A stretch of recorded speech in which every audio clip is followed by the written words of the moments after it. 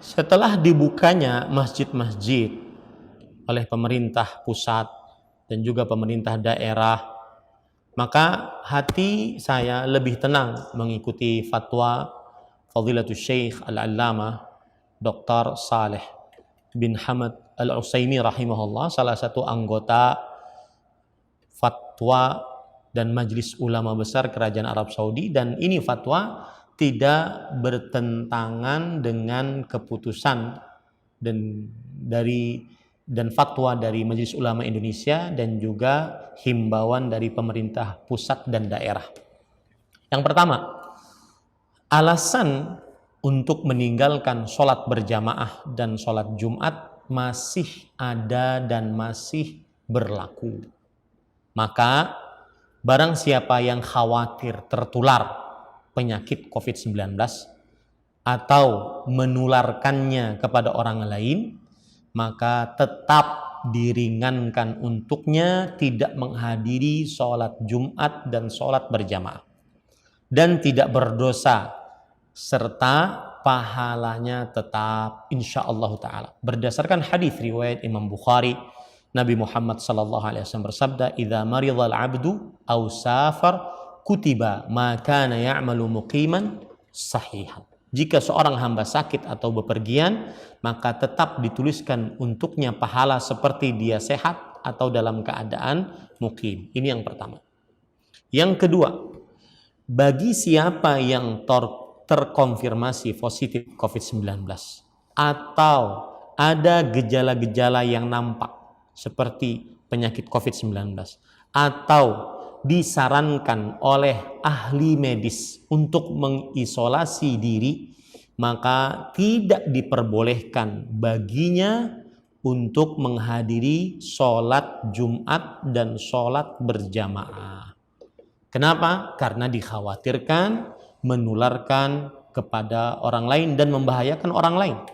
Hal ini berdasarkan hadis riwayat Imam Ibnu Majah, Nabi Muhammad sallallahu alaihi wasallam bersabda, "La darara wa la dirar." Tidak boleh ada bahaya untuk diri sendiri dan tidak boleh membahayakan orang lain.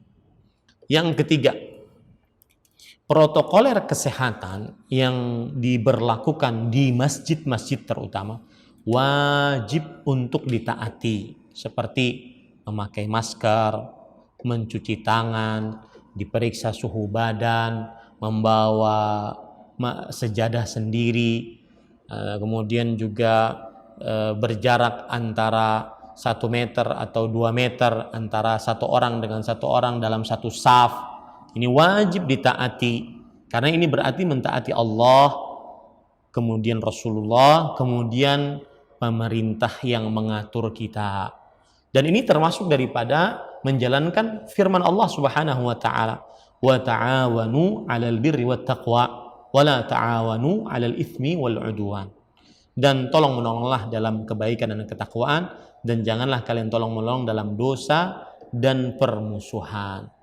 Dan juga ini termasuk dari mengamalkan firman Allah, sabda Rasul sallallahu alaihi wasallam riwayat Bukhari dan Muslim, "Al-mu'minu lil mu'mini kal bunyan yashuddu ba'dhuhum ba'dha." Seorang beriman terhadap orang beriman lainnya seperti satu bangunan yang menguatkan satu dan yang lainnya. Yang keempat, tentang renggangnya saf salat sampai 1 meter, 1,5 meter atau 1 meter, 2 meter antara seseorang dengan yang lain di dalam satu saf. Maka apabila dia mengerjakan sholat berjamaah di masjid, maka ini adalah hal yang dilakukan untuk pencegahan, maka diperbolehkan dan tidak membatalkan sholat, tidak mengurangi pahala sholat berjamaah dalam keadaan masih mewabahnya penyakit COVID-19. Apabila dalam keadaan aman saja, renggangnya saf, para ulama mempunyai 2 pendapat. Ada yang mengatakan haram, ada yang mengatakan makruh. Maka apabila dia haram, keharaman ini akan hilang karena ada keadaan darurat.